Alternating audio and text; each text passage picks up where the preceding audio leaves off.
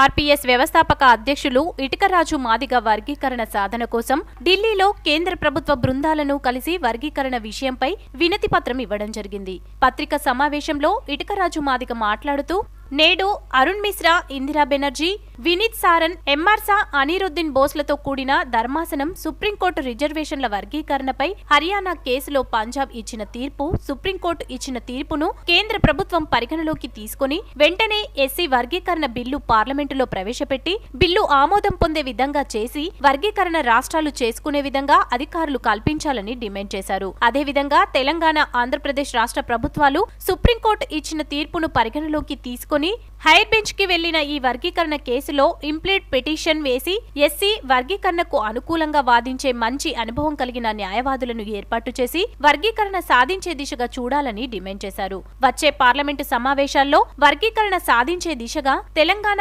ఆంధ్రప్రదేశ్ రాష్ట్ర ముఖ్యమంత్రులు కేంద్ర ప్రభుత్వంపై ఒత్తిడి తేవడానికి అఖిలపక్షాన్ని ఢిల్లీకి తీసుకెళ్లి వర్గీకరణ జరిగే విధంగా కేంద్ర ప్రభుత్వంపై ఒత్తిడి తేవాలని తెలిపారు. ఈ కార్యక్రమంలో ఏపీ ఎంఆర్పీఎస్ఎస్ రాష్ట్ర అధ్యక్షులు తేనేటి కిషోర్ కుమార్ మాదిగ పాల్గొన్నారు.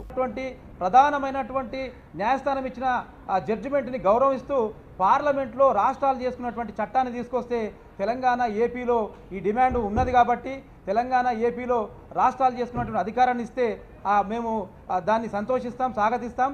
మరి జగన్ గారు కూడా, అక్కడ ఉన్నటువంటి ముఖ్యమంత్రి గారు కూడా సుప్రీంకోర్టులో కింది బెంచ్ ఇచ్చినటువంటి తీర్మానాన్ని స్వాగతించి మరి సుప్రీంకోర్టులో మంచి అనుభవం కలిగినటువంటి న్యాయమూర్తులను పెట్టి పై బెంచ్ తీర్మానం, జడ్జిమెంట్ వచ్చేంత వరకు కూడా ఆయన పోరాటం చేయాలని కోరుతూ మరి తెలంగాణ ముఖ్యమంత్రి గారు కూడా, కేసీఆర్ గారు కూడా పై బెంచ్, కింది బెంచ్ ఇచ్చినటువంటి తీర్మానాన్ని స్వాగతించి గౌరవించి మరి తెలంగాణ నుంచి మంచి అనుభవం కలిగినటువంటి ఒక అడ్వకేట్ని పెట్టి సుప్రీంకోర్టులో కేసును వాదించాలని చెప్పి తెలియజేస్తూ మరి పార్లమెంట్లో రాష్ట్రాలు చేసుకున్నటువంటి చట్టాన్ని పెట్టాల్సిందిగా కోరుతూ మరి కేసీఆర్ గారు 2 సార్లు ముఖ్యమంత్రి అయిండు.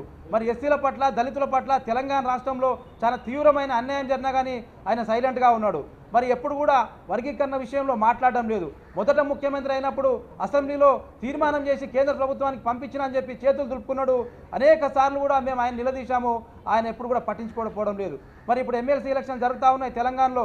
హైదరాబాద్, రంగారెడ్డి, మహబూబ్ నగర్, వరంగల్, నల్గొండ, ఖమ్మం ఈ 2 ఎమ్మెల్సీ పదవుల్లో కూడా ఆయన పోటీలో 2 క్యాండిడేట్లు నిలబెట్టింది కాబట్టి వర్గీకరణ విషయంలో కేసీఆర్ మాట్లాడతలే కాబట్టి ఖచ్చితంగా గ్రాడ్యుయేట్ ఎమ్మెల్సీ ఎలక్షన్లో కేసీఆర్ గారు పెట్టినటువంటి టీఆర్ఎస్ పార్టీ తరఫున పోటీ చేసినటువంటి క్యాండిడేట్లను చిత్తుగా ఓడగొట్టాలని చెప్పి తెలియజేస్తూ మరి వచ్చే నెల 8వ తారీఖు నుంచి పార్లమెంట్ సమావేశాలు మొదలవుతున్నాయి.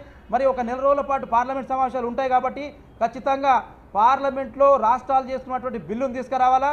సుప్రీంకోర్టులో మంచి న్యాయవాదులను పెట్టి కేసీఆర్ గారు ఇంప్లీడ్ పిటిషన్ వేయాలని చెప్పి కోరుతా ఉన్నాం. భవిష్యత్తులో కేసీఆర్ కనుక వర్గీకరణ మీద మాదిగ ఉపకులాలకు హామీ ఇవ్వకుండా మాట్లాడకపోతే ఏ ఎలక్షన్లు వచ్చినా కానీ కేసీఆర్ గారిని చిత్తుగా ఓడిస్తారు మాదిగ ప్రజలని చెప్పి సందర్భంగా తెలియజేస్తా ఉన్నాను.